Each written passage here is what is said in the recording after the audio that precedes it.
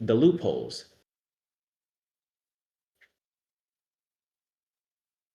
Because loopholes must exist for them to ignore what you are not allowed to, okay?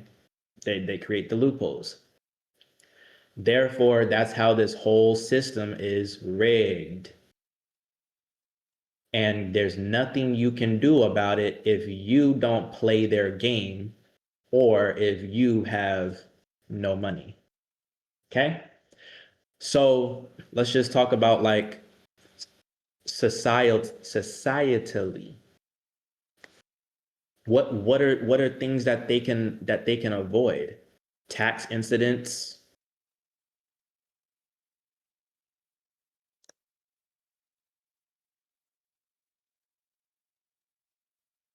right?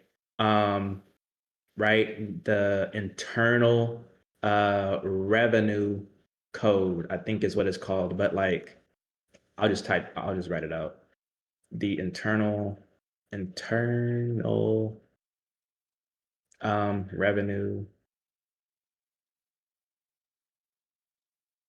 revenue tax codes, right? And guess what? You can only take advantage of them if you have money. So this arrow doesn't go to the right, it goes back to the left. You can only take advantage of it if you have money. It don't lead to money. You need money to take advantage of it. So like I was saying in the prior thing is like the game that we're playing, if the more money you have, the more money you make, the more you can play the game. You can't play the game because you can't even take advantage of some of the tax codes because you don't got the money to take it. You don't got the money to do it. Okay. What's other things that they can get out of? They can get out of apparently drafts or military drafts. Look at Trump. You got enough money? Bet we want to send people who don't have any money to go fight for those who have money. Right? So why do you think the military budget is so high? Because that's what they want to do. They want to make sure they can, maintain a power, influence and power over the world. But what's happening is that those with less money die, while so those with more money live. So I'm gonna get somewhere. All this stuff is directly related to trading. I'm gonna show you how this stuff is playing out every day. Like these two things: more money to take advantage of this, and literally, those with no money die, so those with money can live. I'm gonna show it to you. Let me think of something else, because third time is the charm. I like to have three things. What's something else institutions can? What other shortcuts can they make? What things can they ignore that you can't? Costs. That's a big one. Big one. So structures.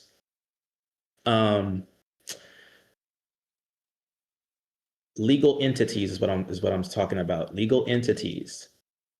Business. Okay. Business, corporations, trusts, and various things. They can take advantage of them because they I just know that I'm like, okay, who knows what's his name? He ran for president years ago and he went against Mitt Romney. Maybe I'm just too much of a nerd. I don't know if you guys keep up with politics. Do you guys know Mitt Romney? He was a Republican presidential candidate. He went against Obama. This guy. It was a whole thing, Like this is where I get my stuff from. Like I just random facts that I know, whatever. Mitt Romney. This guy, Mitt Romney. Does that ring a bell? Okay. Mitt Romney is on the record of saying that corporations are people, right? Because there was a big corporations are people, my friend, right?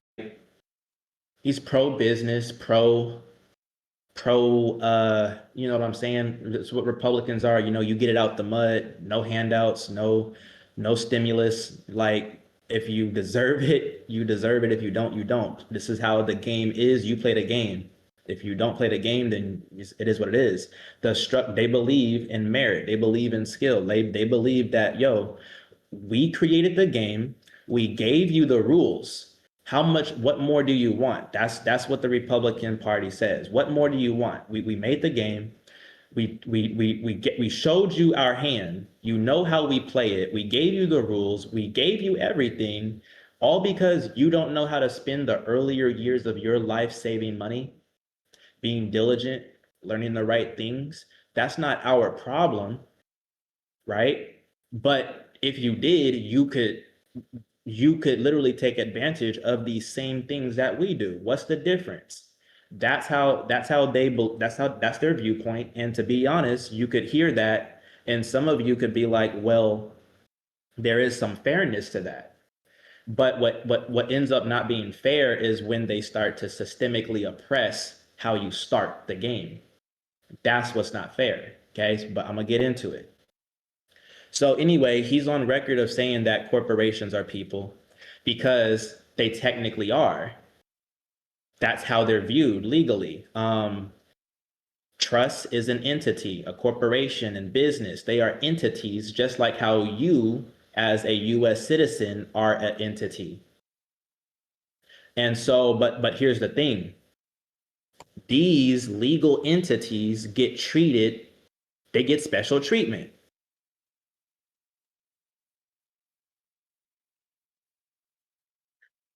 You don't. They don't either, to be honest. You know, Mitt Romney as a person doesn't get more special treatment than Romel as a person, than Angel as a person. We're all people. We all get the same treatment as people, but clearly, obviously, there's a disparity. Where's the disparity? The disparity is once you add time into this equation, um, you start to add time into the equation. You take all of this and you add time. Which is generations, which leads to exponential, I think I spelled that right, exponential growth, or for exponential growth for some, or decreased economic mobility. This is what they call it. I mean, I'm just, all of this is in my head. I studied this stuff in college. I got to keep spamming that. Economic mobility. What economic mobility means is that, here, let me see if I can pull up a graph. Okay. Economic mobility. And let me see if there's already like a graph on it. Okay, this is the exact graph they showed us in college. Cool. Let me go ahead and I think I can copy this image and like just paste it in here. Oh shit. Okay. That's crazy. Okay, that's like OD. But I want to draw on it. I can't scale it down. Okay, I guess I can't. Okay, economic mobility, we'll put it right here. And all right, this is good enough. All right. So that way I can draw on this.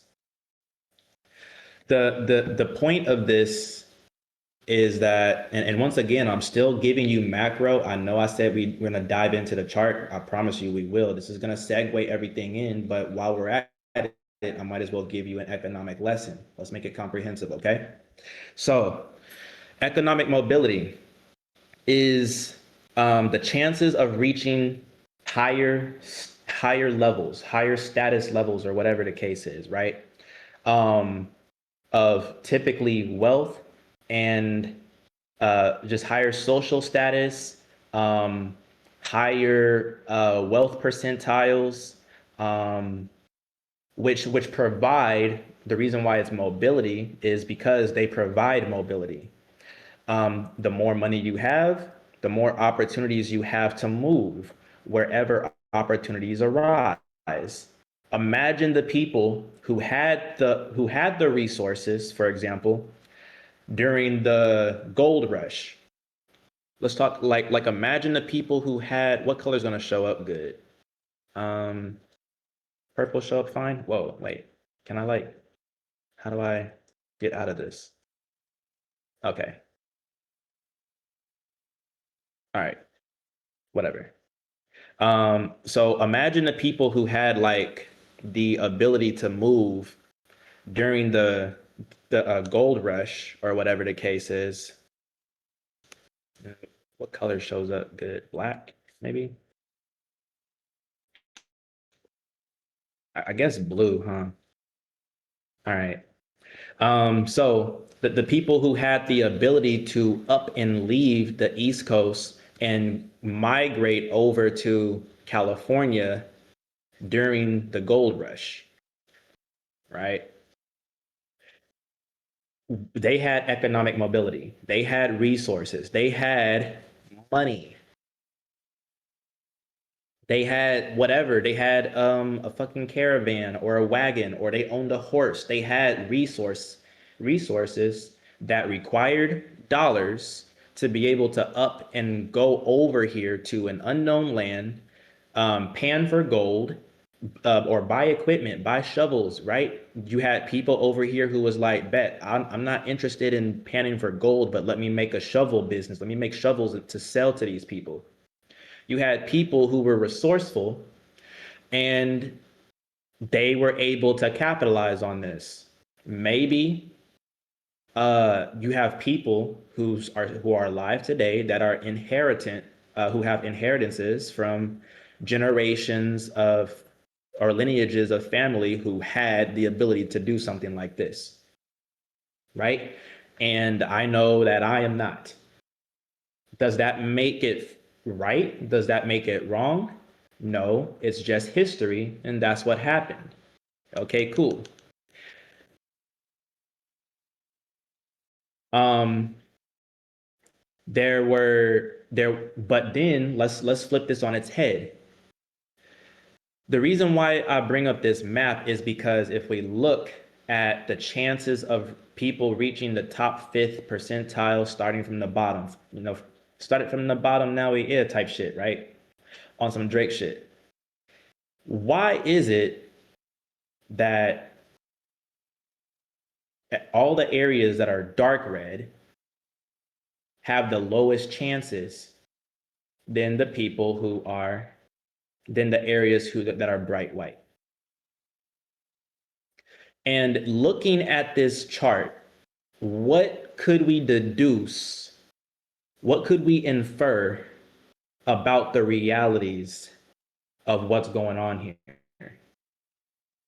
Why is it that, particularly down here, these people, their chances are quite low over time to increase their odds? And here, we're just talking about odds, okay? Not even the fact if they're going to actually have any success. But these people down here, they're having a very hard time increasing their odds to climb up the economic ladder, to live the, what do they call that? The American dream, right? Why is that? Exactly. It doesn't take a rocket scientist to understand that there's a higher black population down south, right? In the south, also industrial, yeah, they industrialized a lot later in the north. Sure, that's great. More resources in white areas because people with money that live there. Okay, cool.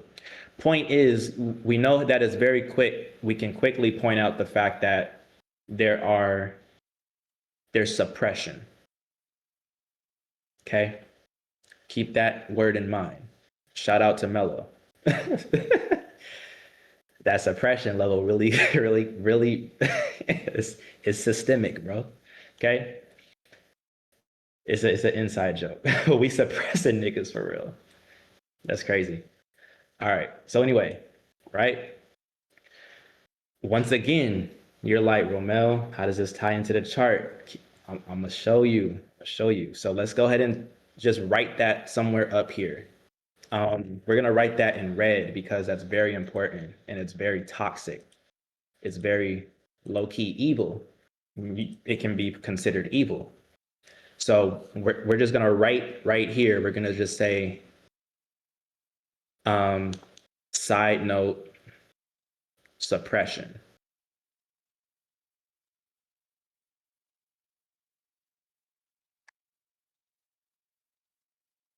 Okay. But let's just continue with the lesson, okay? So actually, dang, I just realized something. If I click this, that's gonna erase the actual chart. Yeah. So that's there to stay. Uh, Nothing I can do about that.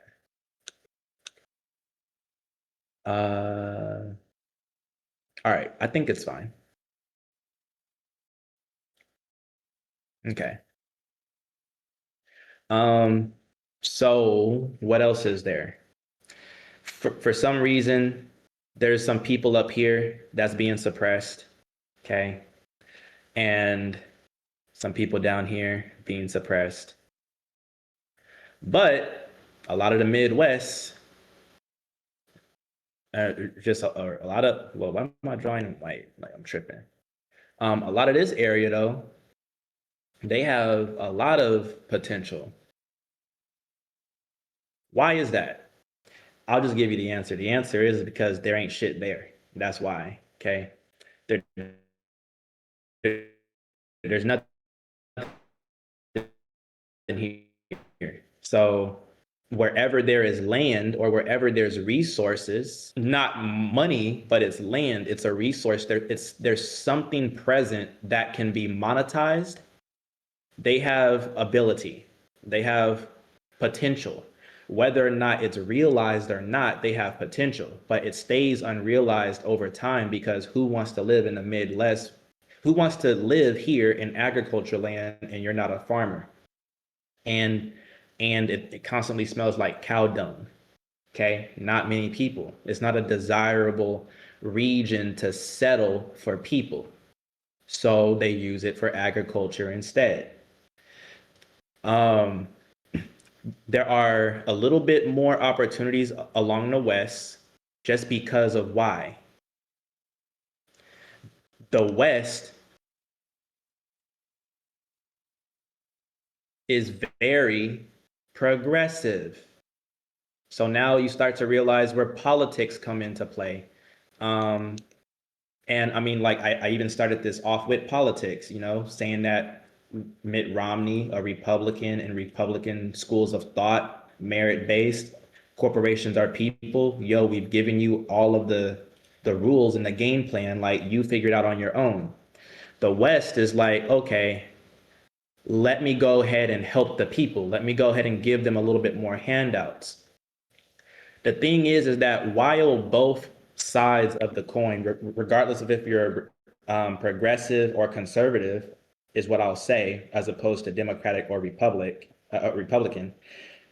Both of them have their pros and cons. They both have pros and cons when it comes to the economy. Cons when it comes to the economy for people or states that are progressive is that sure, The micro benefits, the microeconomics take a huge swing to the upside, but the micro benefits, no, sorry, the macro takes a huge catastrophic plummet. Okay.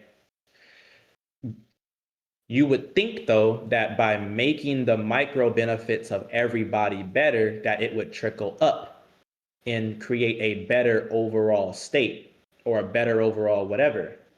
So who here has ever heard of something called trickle up or trickle down economics, right? Let's just go and talk about it like Mitt Romney. I think they talked about it during that same presidential candidate race year, whatever the case is. Trickle down economics, right, is a theory that suggests that by giving tax cuts and financial benefits to corporations and wealthy people, that it will stimulate job creation and benefit the economy. And here's the thing. That's true. It's completely true. If it happened. So the issue is that when it comes to trickle down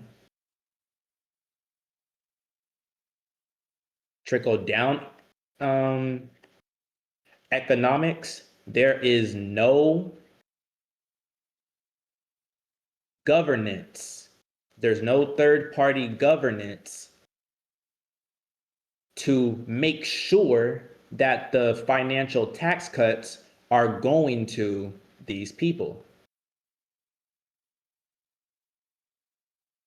That's the issue.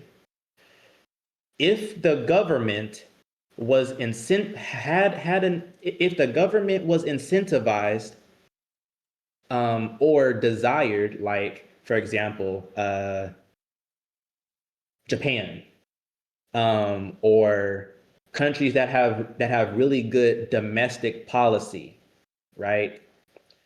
Domestic policy. They are concerned about the domestic well-being and welfare of the people who live in the country. Countries who have high domestic policy. The United States has low domestic policy, and instead we have high foreign policy. Okay? So what we're concerned about is how we're viewed and how we're considered in light of the world and the other powers that be, because we are a superpower. However, there are other superpowers that still don't neglect their own people. But the United States, low-key, is just a little bit too big for its own good. We are bigger than most countries and nation states in the world. So we're going to have a natural bottleneck, and it's going to be hard to fix it. It's going to be hard to appease everyone, okay? So the United States has high foreign policy, meaning that the government naturally leans in favor of the wealthy because it naturally neglects the people. So then the people who have money in all of the states, the micro states, the marble cake federalism that be in all of the people in positions of power on boards of education, that in all of the collusion and that exists, American Cancer Societies having recipes for bacon wrapped shrimp on their website. No, sorry, the American Heart Association or whatever, having bacon wrapped shrimp recipes on their website, knowing that both of those things are not good for heart health, but because they're in collusion or in private or behind closed doors business with, say, like Tyson, which is the biggest meat manufacturer and all this kind of stuff. There's so many powers that be that get no governance because the nation is concerned about foreign policy and not domestic policy. So then change on the micro levels get left up to what? The state. And if the state doesn't do that much, then the change gets left up to what? Grassroots, nonprofit organizations, and other local resources and agencies. And that is how America limps along year after year, right? And that's the nature of it. Once again, is it wrong? Not entirely. It just is what it is. But what's wrong about it is that there's no governance. That's the part that's wrong. The system works, but if greed maintains and there's no governance, then this Reaganomics, this Republican frame of economy does not work.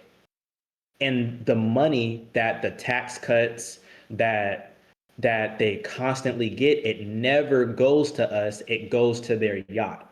It goes to their vacation in Monaco.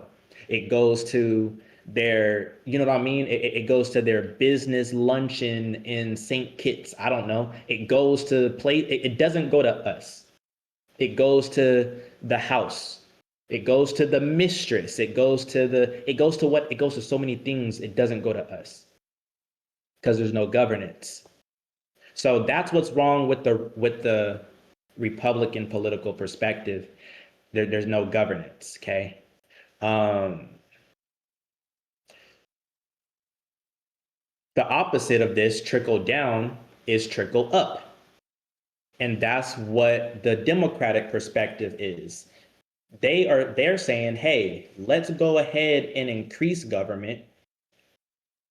Let's so I'm just gonna say like over here. What these people are gonna say is, hey, let's go ahead and increase government involvement. Let's go ahead and increase government involvement in the day-to-day lives of the citizens and of the people and let us trickle up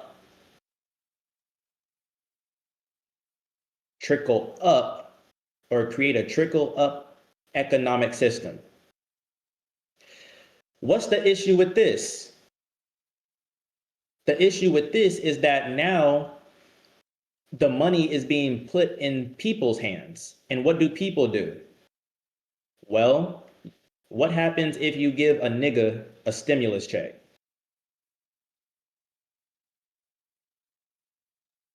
And this nigga got dreads.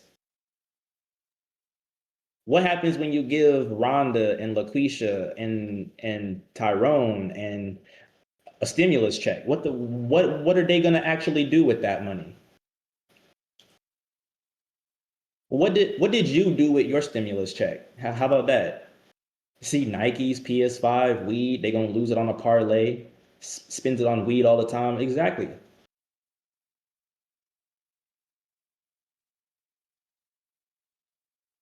Or let's just say it's not that. They're still gonna, oh man, I haven't been able to get my son something nice. Let me go ahead and buy him those shoes he always wanted, like you just said, some Nikes, some Jordans. Let me go ahead and let me pay for that vacation that they always wanted to go on, and or that field trip. I can finally afford that field trip or whatever. I don't know. So it's sometimes it could be admirable, but it's like none of the money went to pay debt. Exactly. It went to go pay bills. It went right back into circulation. It didn't cure anything. It wasn't even a symptomatic relief. It was just like, okay, I got 1,400 to go do what? The answer in a general sense, the political correct answer, right? So we don't keep shitting on niggas, is just they went to go consume. Okay? People consume. People are consumers. Let Angel have a talk on this probably one day about her perspective of being a consumer. Actually, if you want to chime in on that briefly, it would be a great time to do so. I don't know if you're busy. I'm sorry, what was the specific topic? I was just saying that like people consume, right? You give a nigga a stimulus check, they're just going to do what they do as a consumer. And I was just saying that you understand like what it's like to be a consumer, and you could speak to this, you know what I mean? Yeah, basically, the way I perceive it is as somebody who's tried, this all kind of stems back to like my introduction, self imposed introduction to financial literacy, where I realized that everything is about marketing, like absolutely everything. Like everything is marketed to you. That's why I'm very selective. So I've just gotten to a point in my life where I recognize that the formula for wealth as it pertains to someone as myself who starts off here, like I don't start off with a bunch of money. The thing I have to do is preserve my capital. And once you look at it that way, you start to perceive the fact that everything is marketed to you all the time. Beauty is marketed to women, sex is marketed to men and women, right? Health is marketed to the sick. Everything is marketed to you, absolutely everything. And if you don't have like the wherewithal, the awareness to say no to certain things, this is how you end up utilizing your money, which is a tool against yourself. People leverage against themselves all because if you don't know how to use your money to make money, you have no business being in debt and you definitely have no business like trying to be luxurious. But when it comes to people getting caught up in like all the Gucci, Louis, and this and the nice car, and this and that, it's like rich people do that, but wealthy people understand that you spend the baby, not the mother. And that's how I'm trying to get like to live well below my means. I'm able to save very efficiently because of that, because I'm not distracted by marketing. It's all psychological. And it's 100% to get your money into their pocket. It has nothing to do with helping you at all. Very rarely do I see anything that's like actually marketed to people that they need. Yeah. 35K is crazy. Yeah, I was about to say 35K is OD, dude. Like, well, what job did you have, bro? Whoa. That's crazy. OD. But yeah, that's it. That's just like you're in the ring. We're in the ring all the time. Keep your fists up and punch when you have an opening. It's like I invest a lot of my time in how do I make more? And then how do I take what I'm making and turn it into even more? It's like if you want to make $10,000 in a trade without thinking about it, wouldn't it behoove you to have a 100K account plus? Like that becomes easy. So it's like, what do I look like? Leveraging the money is the tool to go buy some nonsense that's going to depreciate or something I don't need, something I'm going to forget about in 3 months. Like that's what people spend their money on because they don't know how to say no. They don't know how to like be uncomfortable for like a year. I don't know. Yeah. Well, Yeah. No self thank control at all whatsoever. all right. Thank you so much for that contribution. You know, I was like, and so this directly ties into trading because she what she offered here, right? Marketing. Marketing is how they corral you as a citizen to lose money. And the other day I was talking about how like on the chart, they literally manipulate, control narrative, market to you, induce you as a retail trader into a certain perspective just so they can literally take what you have. They do it. So next to suppression, somewhere I'm gonna go ahead and write marketing because that's another thing that they do. Or they just, yeah, marketing.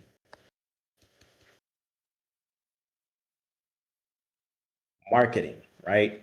Market making, the market makers, the market makers, market makers, the marketing. They induce you, they corral you, they tell you where to go just so they can take what you have from you. Marketing equals behavior engineering. Yeah, right. So they want to literally social engineer, behaviorally engineer, psychologically engineer what financial decisions you're going to take when you're looking at the market do certain things. Okay. So when Zeke starts talking to you and or whatever, and he's talking about inducements, nigga, onto something. So we'll talk about it. Okay. But do you see what I'm taking out my time to do? Because we're 50 minutes in, and I know this is like super comprehensive, but what I'm taking out my time to do for you is to bridge the gap and show you how this is happening because it happens to you first, and it happens to every other person to create this huge disparity in the economy. And like I'm saying, we can see the same characteristics of this on the chart on a day-to-day basis. Let me see if there's anything else that I need to offer. But yeah, so why did we start talking about consuming? Because that is the pitfall. Consumption, you falling into the inducement, you falling into what's being marketed to you, that is the pitfall of trickle-up economics.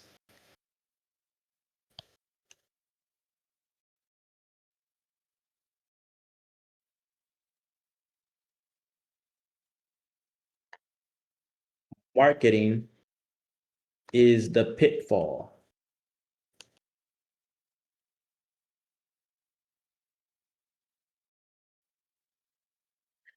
Of trickle-up economics. So the reason why trickle-down economics doesn't work is because there's no governance. The reason why trickle-up economics doesn't work is because marketing is the pitfall. So now you tell me, if politically speaking, being progressive and being conservative both cannot impact the economy, what is the only other choice? What is the only other thing that can be done to ensure the game continues to be played? What's the only other thing that can happen? Who's the third party? Because people suck, the government suck. Who's the third party? I talked about it in the last stream. The Federal Reserve. Exactly. The Fed comes in here. Why do I have that picture? Jerome Powell, right? The Federal Reserve, in these third-party entities. The Federal Reserve is one of them. What's another third-party entity that helps play this game? The IRS, exactly.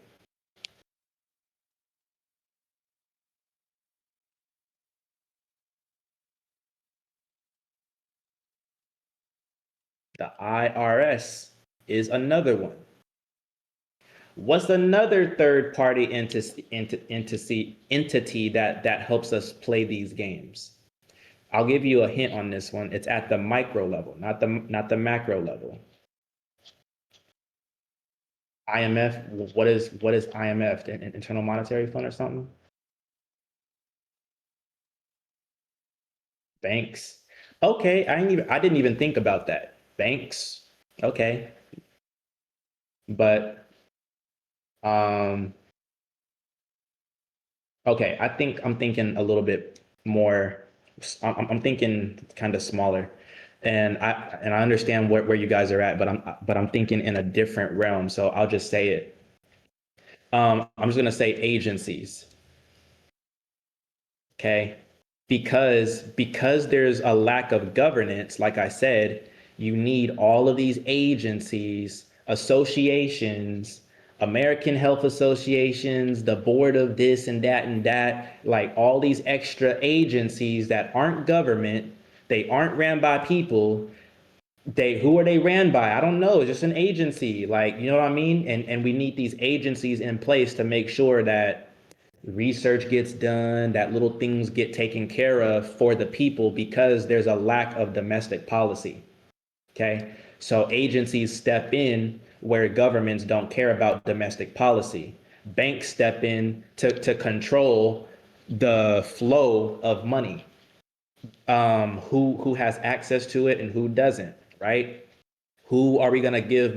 Who are we gonna lend and give more money to, and who are we not? Because guess what? People who don't have that much economic mobility, they are not safe depositors. They are not safe. Um, People who do have more economic mobility, they are safe. They are or less risk to give money out to give credit out to, and loans out to. The IRS attempts to take money from the country and fund the government, but guess what? The government doesn't pay its debt, and it continues to inflate the economy. And with the Fed continues to inflate the economy, we'll never be able to generate enough money to pay the US debt. They increase the debt ceiling over and over and over, and the Fed prints more and more and more money. The US Mint, the US Mint can go ahead and just make a random coin worth trillions of dollars and just inject it into the, you know what I mean? All of these things to keep the game going, bro. The system is ass. But hey, as long as it operates long enough for me to live 70, 80, 90 years and die, I guess it's okay. And that's the perspective of people. So how come no change is being made? Because these people are gonna die anyway. How come no change is being made? Because the people with the potential, they're gonna die anyway. So it's like, bro, are things gonna be good enough for now? Yes. Okay, cool. I don't care if they're gonna be bad later. So when we make decisions, government spending decisions, when we passing bills, people are not passing bills for the best interest of the future. They're passing bills in the best interest of what's happening right now. And now that is something that is synonymous across the board, no matter if you're institutional or if you're retail.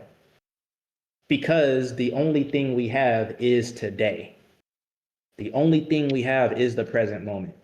So how can we perform and operate the best right now in a way that is aligned for our individual futures? Because who gives a damn about anybody else, right? And that's just how this goes. This is a good political economic synopsis of the United States. I just gave you a crash course on economics, right? And all of this starts with whether or not you buy apples or oranges because of what price they are. Supply and demand. How do your micro level decisions lead up and trickle up to the macro level economy that we have? And how do the people who are in power to determine how this big one state is going to interact with other nation states, other countries? And it's just like there's a natural give and a take. The more that they spend working on the country, the less of a superpower they can be. The more foreign policy they tend to, the worse the state of the country is going to be. The lower the citizen satisfaction score is going to be, right? So then when you start to go look in research companies, I mean, not companies, countries that have high levels of citizen satisfaction, you'll realize that low key, they have a lot of government involvement, but the government isn't greedy, right? Countries with high citizen satisfaction scores. Like something as simple as this, bro. Hold on. Tree index map, something, I don't know what I'm looking for. Tree equity score.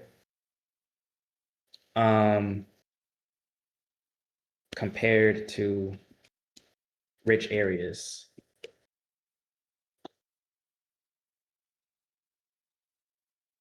I don't know how to I don't know how to find this, but basically what I'm trying to say is even things such as nature is super, yeah, tree equity score. Something as simple as this plays a huge role, where it's like when you see areas geographically or in whatever that have more trees, it's a rich area. It's a richer area than areas that don't have trees. Because why? Look at, I mean, everything is so compact. We're trying to tie these people in and dense them together. They can't, they're not worth land, but these people are. These people aren't worth trees and shade. That's a resource. That's a luxury now, but these people are. These these people aren't worth lawns and all that going on, because water is scarce, but that resource can clearly go to a golf course, right? That's like this right here. This is a true thing. I see this in Sacramento a lot, because Sacramento, I don't know if we still are, but we used to be known as the city of trees. I think we still are. I don't know if it changed or not. But you drive around, there's gonna be areas where, bro, there's redwood trees, like in areas like Greenhaven. So like, look, Greenhaven, just really nice and established. There's high tree density. Hold on. Greenhaven, California. Okay. We got rivers and trees that line everything, redwood trees. I don't know why they're not showing them. But yeah, like over on this area, it's so nice and so lush and so rich. And then obviously there's ghettos and areas that look like this. There's no trees to be found. So like that was a tangent, but I said that because there's also a correlation between countries that have high citizen satisfaction scores. They're also really nature-esque areas, very serene areas, very beautifully natured, whatever areas. But Finland, Iceland, Costa Rica, you see what I'm talking about? Sweden, Norway, and they all have big government, you know? Taxes might be a little high in these areas, but then guess what? They have 3 or 4 day work weeks. They have way more mandatory vacation days than the United States have. Like vacation day, vacation day comparison via country. I don't know.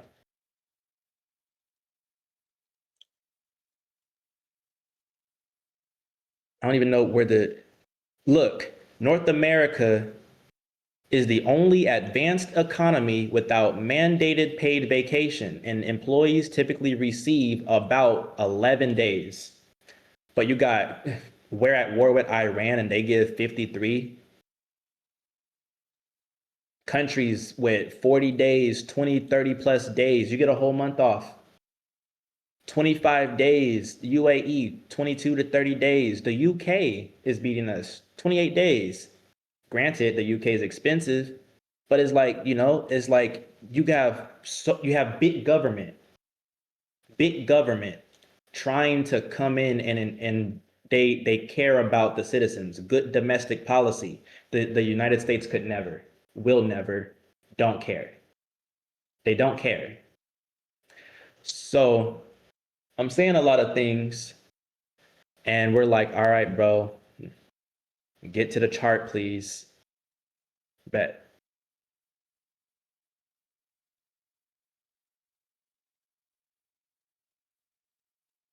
Let me just point out what we're going to talk about. So we're going to talk about, let me put this over here and then go to the chart. We're going to talk about the characteristics of the game, okay? Because it shows up here, the characteristics of the game. One of the characteristics is more money. Okay, bet. More money leads to more money leads to um, playing the game as intended. What is another one? Okay. People with less money. No, okay, so people with less die. So people with more live. That's another characteristic.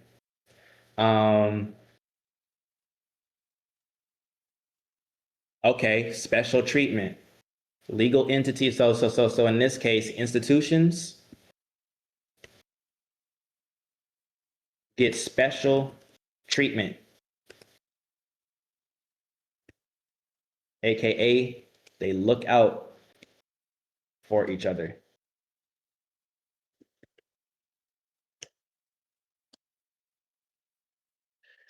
Let me look at some more characteristics. They take shortcuts.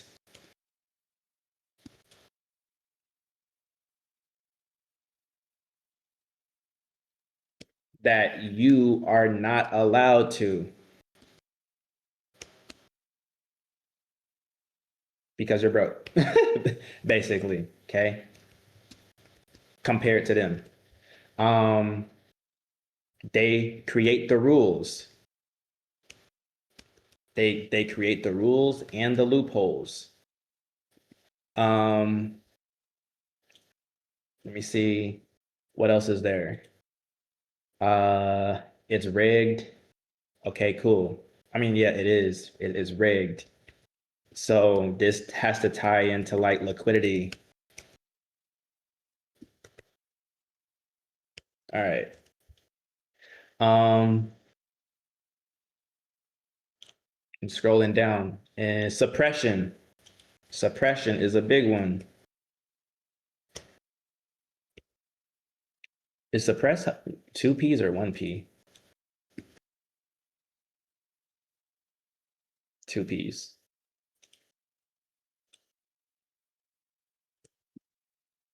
Suppression. This is a big one. Look for it. Okay. How does this show up? Rejection.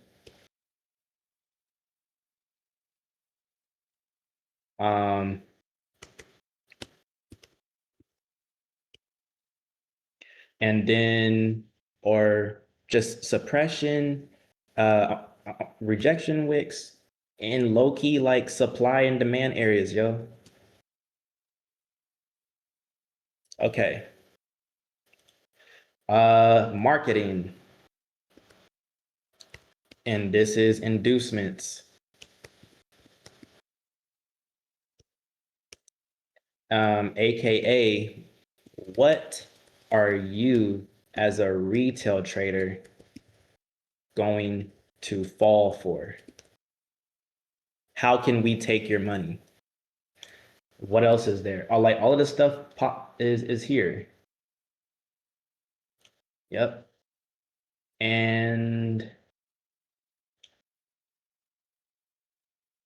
I think that's good. I think I got everything off this that relates directly to trading. Move the market, control narrative, generate liquidity. Okay, good. So that's where we leave off now. Finally, we're gonna get to the chart. That's where we leave off. That's where we're going to start talking about how this stuff shows up on the chart. So let me save this. And I'm gonna just save another one. And I'm gonna do part 3 just in case. Because I might want to draw instead. I don't know, we'll figure it out. Okay. And then I'm actually going to stop the recording and just start another one because this is already an hour long.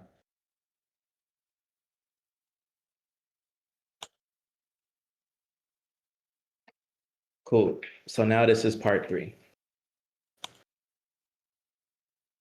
All right. So part 3 into understanding how there's a difference between playing this game as a retail trader and playing this game as an institutionally minded trader.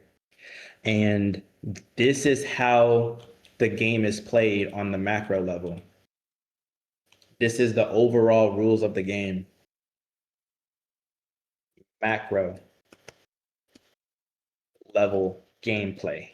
How many of you are gamers? How many of you are gamers? And you've heard of like macro level gameplay?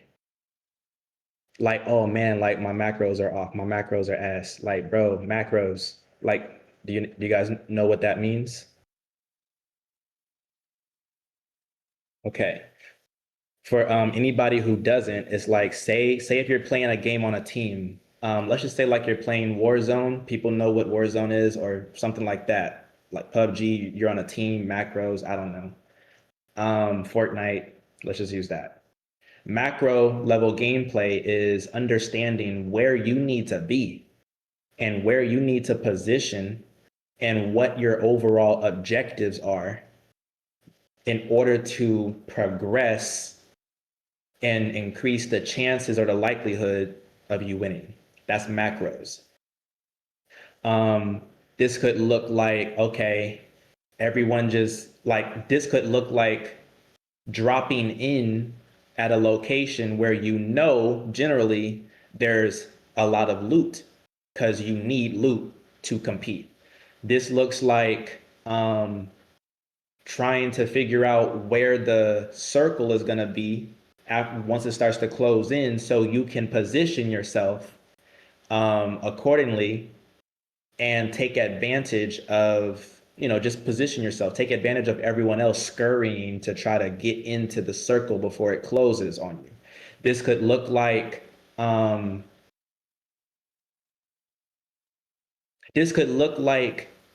giving resources to your teammate.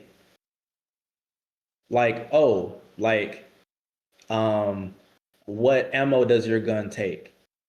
5.56 or whatever the case is, and you're like, okay, well, you know what? Fuck it. You can have all the ammo because we don't have time. Like we both need to be abundant with our resources. You can have all the ammo because your gun takes 5.56. I'm gonna use this gun that takes 7.62. So that way we don't have to share, resources like, or maybe it could be different. Be like, nah, like we both prefer guns that take 5.56. So let's just do that. And we just gonna get ammo. So if you run out, I got you. If I run out, you got me. Whatever. It's stuff like that. Macros. Knowing when to push, knowing when not to push, knowing like how to res and all that's like macros. Well, no, that's starting to get more into micros. But now let's talk about micro level mechanics. Micro level mechanics would be something like how good's your aim? How good is your movement of your character? Can you slide cancel and do all these crazy movements and whatnot to get an edge up on your competitor in a 1v1 situation, right? My aim is completely dog water, okay? That's why I don't play shooters. So since I'm aware of that, I stay away and I stick to my racing games. That's what I do. But anyway, that's the difference between like a macro and a micro type of deal. So what I'm saying is that this is how the game is played on a macro scale. You guys already understand that now because I just spent 2.5 hours talking to you about how they play the game on a macro scale. These are the rules. And I'm going to show you how all of these, or how many of these? 1, 2, 3, 4, 5, 6, 7. 1, 2, 3, 4, 5, 6, 7, 8. 8. I'm going to show you how like 7 to 8 of these, because I can combine some of them. But I'm going to show you how these literally show up on the chart if you are looking at the desired path of the institution compared to the desired path of the retail trader. A lot of you have studied how to be a retail trader. You have not studied how to view the market from an institutional perspective. So without further ado, finally, here we go. Okay. I have no clue where to start. Okay. But I know I'm gonna figure it out. So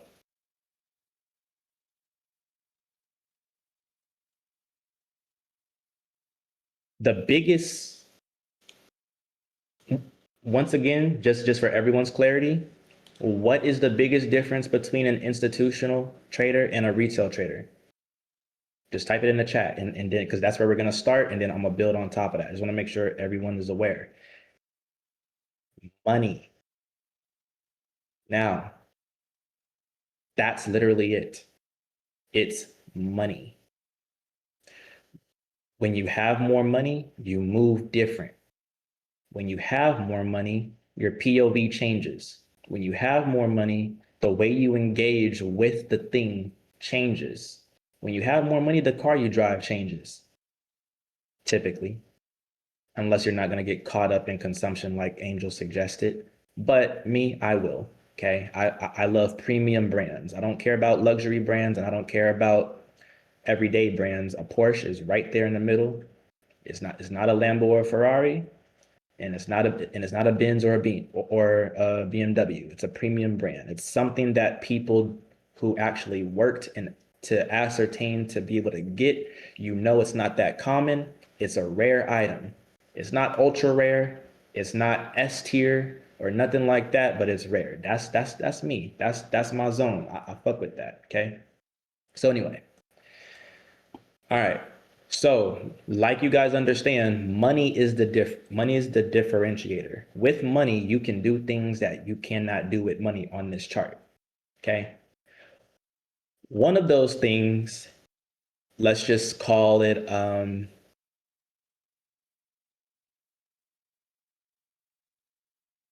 I'm not gonna focus too much on the list, but I know I'm gonna touch every point. So first thing that I want to talk about is what's hopefully obvious on my chart. And what do you think that is?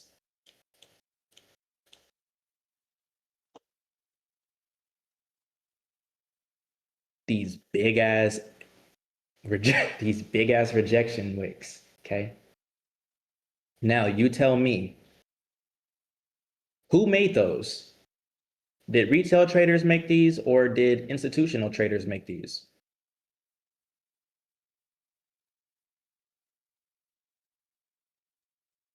Institutions.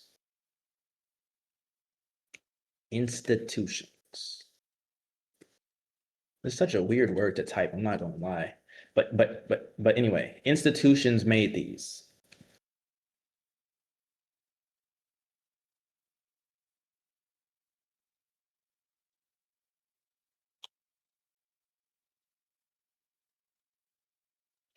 All right. Why did institutions make these? How do you know they made them? How do you know? What are some key factors that we can clearly see and to know that, yo, an institution made that? Okay. Some people are saying volume, some people saying size, some people said that they moved the market. The dude said size of the wick, manipulation to sweep the retail highs. Okay, random influx. Okay, it seems random. Watch. I'm gonna show you how systematic this is. This is not random at all. But okay. The answer that I want you to have, these are all good answers. Vader got it. The answer that I want you to have is size. Everything else, as far as I'm concerned, is too complex. Yes, they're true, but for the point of like trying to synthesize this and boil this down, I just want you to focus on size. I know that the way I teach is really sus, but size does matter. Okay. My condolences if you aren't packing, but size matters. So the size of these wicks, the only people in the market who has enough money to move the market like that in less than a minute's time are institutions. What retail trader on the market said buy and sell and move the market like this? No one did. So by tracking size, you already know that that area right there, institutional. Okay, bet. So that's step one. Now, since we're on the subject of size, I have to go ahead and talk about this a little bit because this did come up earlier when I was talking about it. So here's the thing.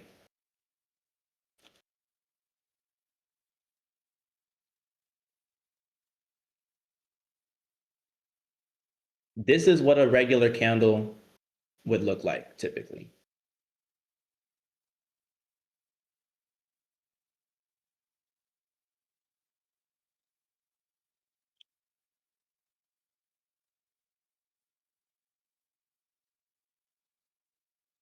It looks pretty fair. The wick down here, roughly the same size as the wick up there. The body of the candle, not too bad. Okay? That's normal.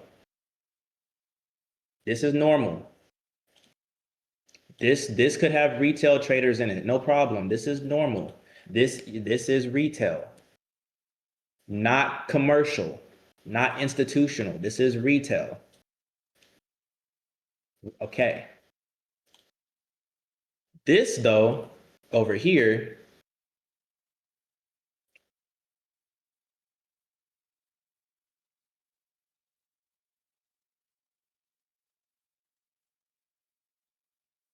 this is not normal.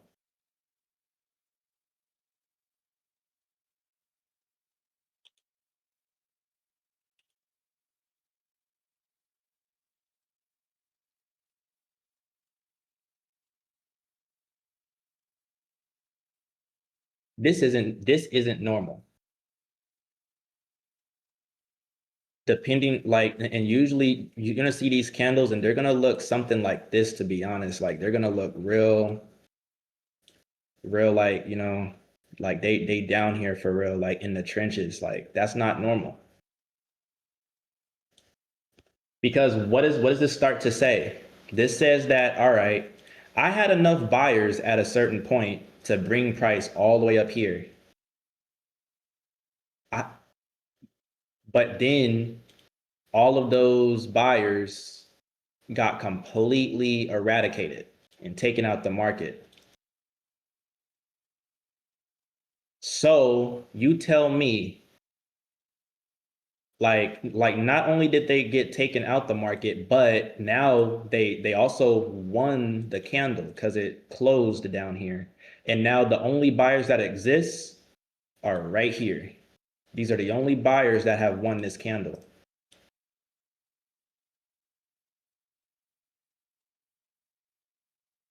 Okay. So in other words, this entire candle, this is how much of the candle is inside bearish control.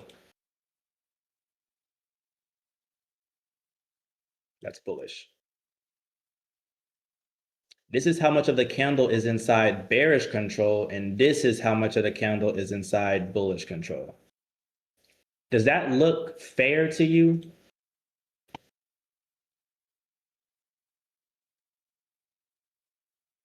That don't look that fair. Even if you wanted to not factor in the body of the candle, which sometimes I do. That's how much rejection, that's how much power sellers have compared to how much power buyers have. And sometimes there's not even a wick down here. So when you start to see things that look like this and the whole entire candle is in complete bearish control, is that institutional or is that retail?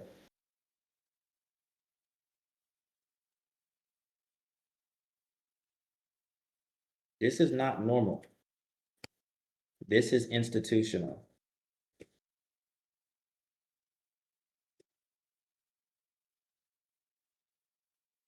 Okay? That's what this is. Because what are the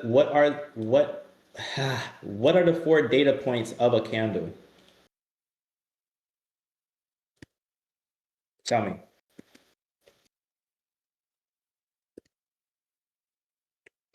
Exactly. Open, high, low, close. So a normal candle has a open, a close, and a high and a low. So now you mean to tell me I'm supposed to look at this and say that's normal? Where's the low? The low and the close are the same price. Not normal. Institutional. Okay. What else is there?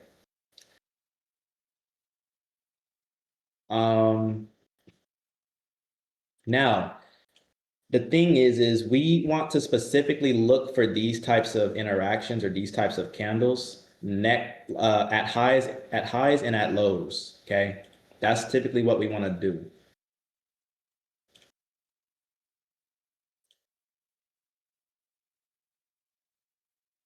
So say like there's a bullish candle here with a wick,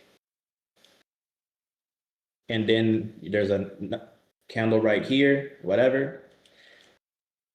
And we know that now at the highs and lows, because if that's what we're tracking, and we're you know the highs and lows of each candle, well now we're tracking the highs and lows of candles and market structure at the same time.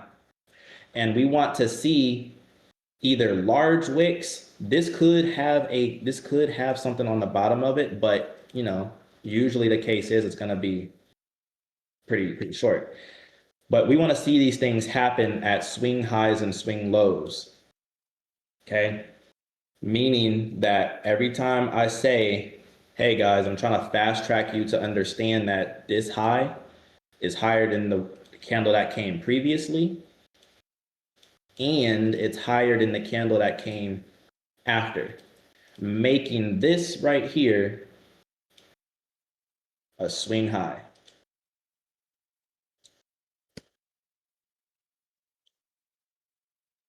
Body width, candle, body width versus wick length and position of body candle. Okay. Yeah. So this is what I'm going to start talking about right now. This is just what I'm talking about. So when we're up here, let's go to a 15-minute chart.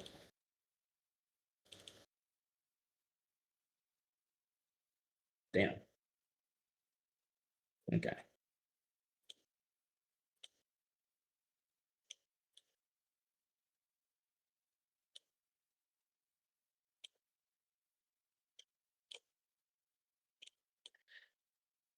Huge rejection. And the size is just too enormous to ignore compared to the amount of buyers that are present on that candle.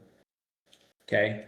And then on top of it, sellers also won the actual body of the candle itself. Same thing happened here. Now, this is why this perspective is powerful.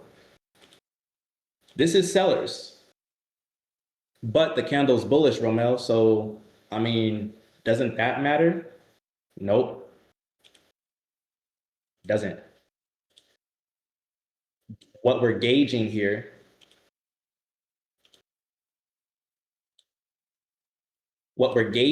is who's in control of the candle, not what color the candle is. So now you see both of these candles, they're the same. From the order flow perspective, from the institutional perspective. What is a retail trader gonna do?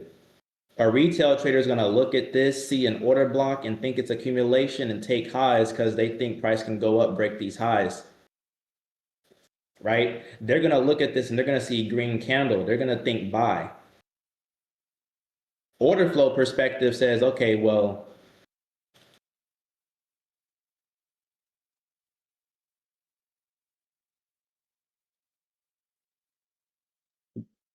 candle color don't matter. Who's in control, right?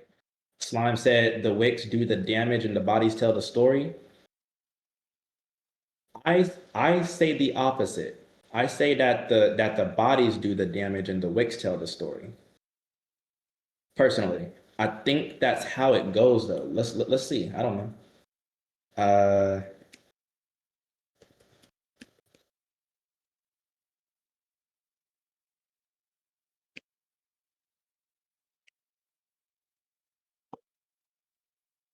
Okay, so they say the bodies tell a story. I'm not gonna lie. I think they lying. I think that's supposed to lead you astray. Personally, I don't know, but from my perspective, now if we're talking about damage and we're talking about liquidity sweeping and all that kind of stuff, then yeah, the wicks do the damage, and then the bodies tell the story because the where the candle closes in relation to the wicks, in relation to the highs and lows, that tell you what direction the market's going to continue to go. So from that perspective, yes, I agree. But and I'm gonna talk to that too. But from this perspective, these wicks are telling a story because they're institutional. They're showcasing to you that yo, doesn't matter if the candle was red or if the candle was green. The the wick literally is telling you like, or what we're doing is we're trying to figure out how much of the candle is in seller control and how much of the candle is in buyer control. Okay. So that's why what reaction can we expect after this? Not a buy, but a sell. Okay. Now the body told the story in the sense that the body failed to close above the high. So from that perspective, which is super valid, and I'm gonna teach this in just a moment, that's another reason why we sold. Because buyers couldn't do what buyers do, which is close above highs. I feel like I have to put in another tangent here. Do we understand that that's what buyers desire to do? Like that's their number one objective is to close above highs in the market.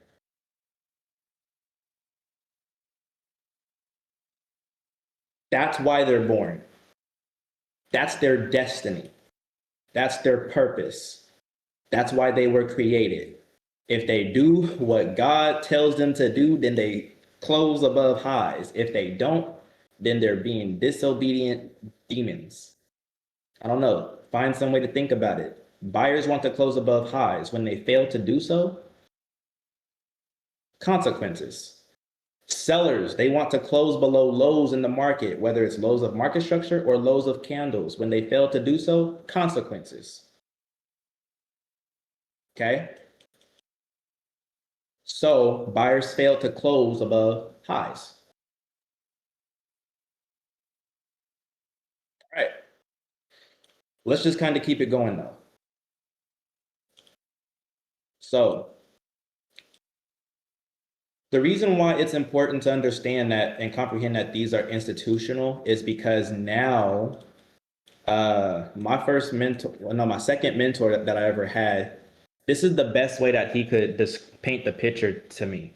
He told me, he said, Romel, the the market, the candles, and he's the one that taught me to read things candle by candle. He says, Romel, the market has a type of Morse code. There's a Morse code that institutions use to communicate to each other.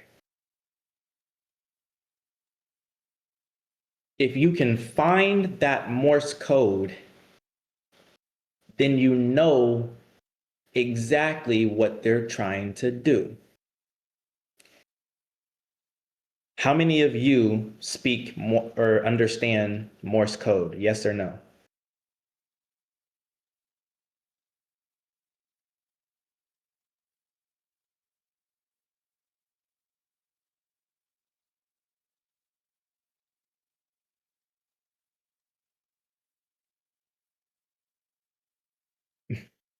You know Morse code, Angel? For real? That's crazy. Oh, that's crazy. You probably would, bro. You're calling me a nerd. Like, what? Consequence, transterminate. Bro, that nigga slime is crazy. Dot, dot, dash, dot, dash, dash, dot. Okay, so the point is most of us know. The answer is no. Does a retail trader know Morse code? Hell no. But who does? The people who need it, the Navy, the military, the institutions, the powers that be. They know the Morse code. They got it. They communicate directly on the chart in front of your face and you don't even see it. Secret communications. I'm showing you one of them right now, and it's called a fat wick. Pause. Let me just hold on, bro. That was just these things, okay? A big wick, institutionally created, a place where you know it took a lot of money, a lot of fast to create this area, no questions asked. Once again, a lot of money, really fast to create this area, no questions asked. There was no other way this could have been made. No retail trader made this. Nobody made this. So now what does this do? This signals to other institutions, hey y'all, by the way, if you could successfully close above these areas, that's how you know price is going to continue higher. Feel me? Because it's institutional. Okay. Let's go back down to the 1 minute chart because I love the way you can just break this shit down via the 1 minute. So let's go ahead and I have other stuff on the chart. I'm gonna talk about this stuff later. Let's look at what happens. Let me put I'm gonna put my candles back on. Um, just because I don't know, I'm getting confused. Okay. So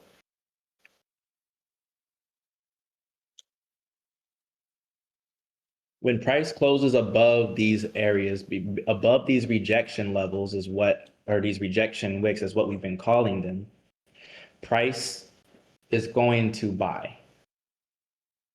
But now let's take a look at what happened here.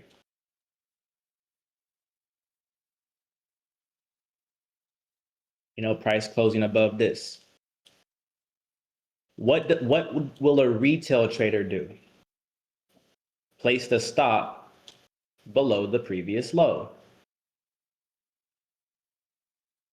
So now we start to get into some of the other characteristics. If you know that at the macro level that these niggas have money, that you already know that they can play the game as it's intended to be played, which is what I'm getting at, because they have more money. The point that I'm trying to make is that they can afford drawdown.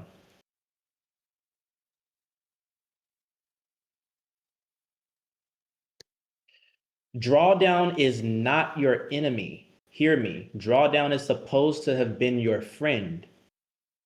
The enemy is you're broke. Andrew Tate is onto something. We're poor.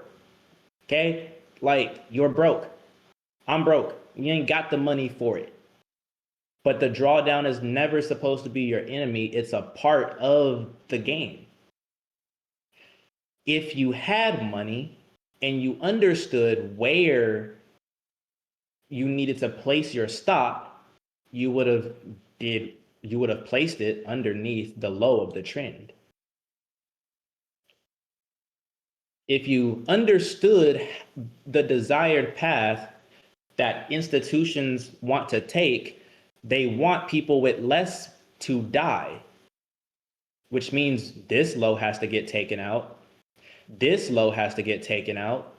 This low has to get taken out. If you understand that they get special, no, okay, I'm not there yet. Special treatment, not yet. So yeah, shortcuts. This could be considered one of the shortcuts. Bet I know that by the time the day is done, that's how they think. They don't think on a right now basis. Their right now is a little bit longer. If they day trade, that's what they do. They trade for the day. I learned that from a random ass video that I saw on No Nonsense Forex. I don't know what video it was. I could go find it, but if you go on here, one of these videos I watched years ago. I'm talking like over probably 8-9 years ago. No Nonsense Forex.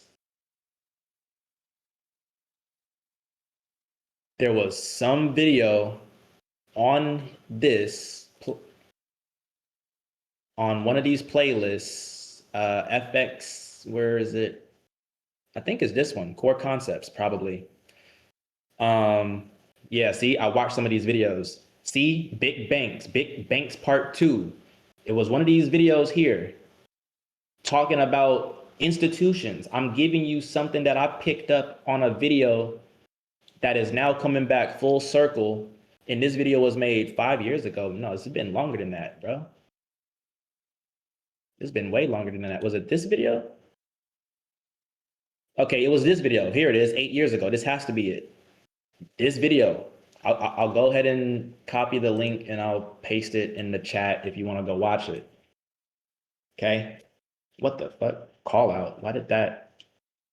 Bro, what? Okay, share video. Copy. Cool. I'm kind of doing this. I'm doing my version of what he did here. Okay. So what I'm getting at is that they can play the game in a different way, is what I'm trying to say. They can afford the drawdown. Drawdown is supposed to be your friend. Okay. It's a part of the system. And something that he was saying was like, they trade for the day. He would analyze the market, how the day opened and how the day closed, and that's it. And based on that information alone and a couple indicators, he would determine how the next day is going to end.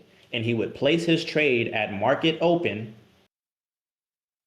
and he wouldn't monitor it, and he would let his whole entire trade naturally close at the end of the day. He wouldn't close his position. He would open it up at the open and let the close his trade, because they trade for the day. So from the perspective of that, if an institution knows that they can stomach the drawdown and they just want to enter, then they'll go ahead and enter. They'll let this thing go down. It can go all the way down to the low of the day. They don't care. Okay, well, maybe they do. Wait, no, where's the low of the day? The low of the day would be, yeah, no, the low of the new trading day. Yeah, so this would be the start of the new trading day somewhere, my time zone. So the low of the day would be here. So this is how they would trade in theory. I know that the market is going to end higher by the time the day is over. I'm going to put my stop under the low of the day, and I'm entering, and that's it. I don't care. And then I'm making all this money. I'm making all this money all the way up until 3 or whatever. I'm making all this bread right here. Institutions can play the game a lot better than we can. That's how they trade. You can't do that. You could, But it's not going to be that fun because you want to make money. So unless you decrease your risk, this style of interaction is not going to be rewarding for you unless you have money. So like I said, let's bring ICC back up into the equation. It works.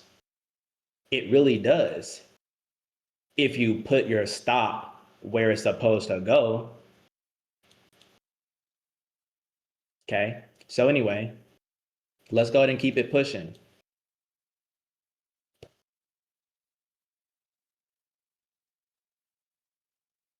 Let's keep breaking this down.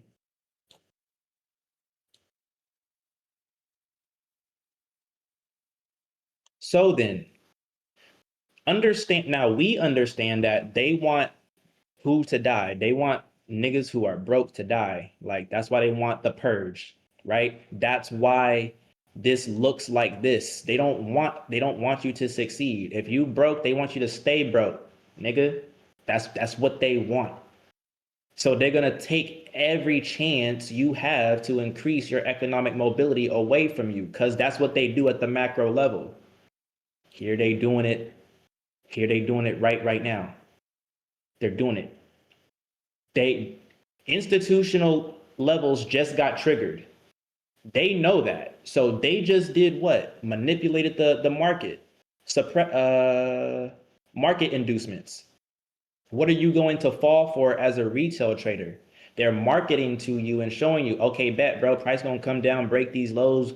We coming down real fast, bro. Like, you know you want to sell. Now you got people getting induced at opening bell, bro. This is 15 minutes after opening bell. The world, bro, is trying to place trades and make money right now. You got people who just bought and now they lost money. Now they're panic selling and they're selling, and you got all these buyers getting out the market, and so they're losing whatever gains because their stop losses were too tight. And then you got people getting induced into the market for it to rebound and go all the way back up. Where are the institutions here?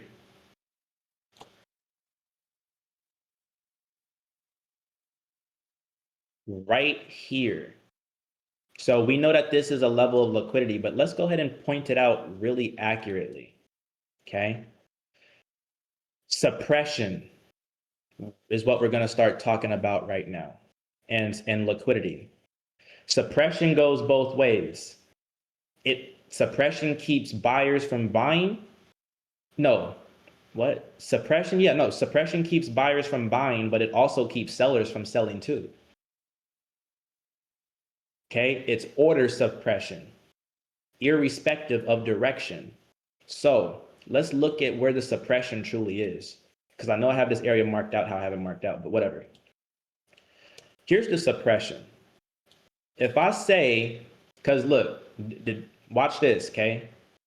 Retail traders look at this low and they look at this low. And this is what a retail trader puts weight on, these lows. Would you agree?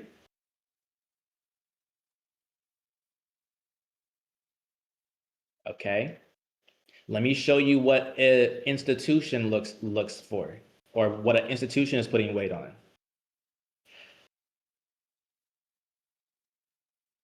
This whole entire candle right here is what? Fully. Actually, this candle gapped. Wait, hold on. Am I tripping? No. Wait, what? Oh, okay. No, I'm tripping. Okay, yeah. This right here is bullish. And this little tiny part up here is bearish. Okay. So this little part up here is bearish. And the rest of it down here is bullish. All right. What I'm getting at is an institution is going to be understanding that, yo, this is the signal. This is the bat signal in the sky that, yo, this is a safe area to enter. Why? Because, yes, this wick is big in comparison to the candle itself. Look at how much of the candle buyers have in control. And then the rejection continues. Right? Which leads to the creation of the retail lows that got put into the market. So now, watch the difference in POV. Did we close below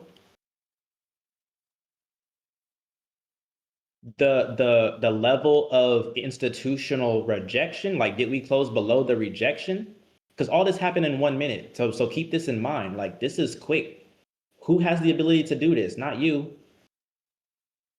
Like, institutions did that in less than a minute. All this rejection. Look at the difference of how the institutions are helping each other out. They know, hey, yo, gang, execute orders here. As long as we don't close below this, you good, gang. You good, mud. But now look at how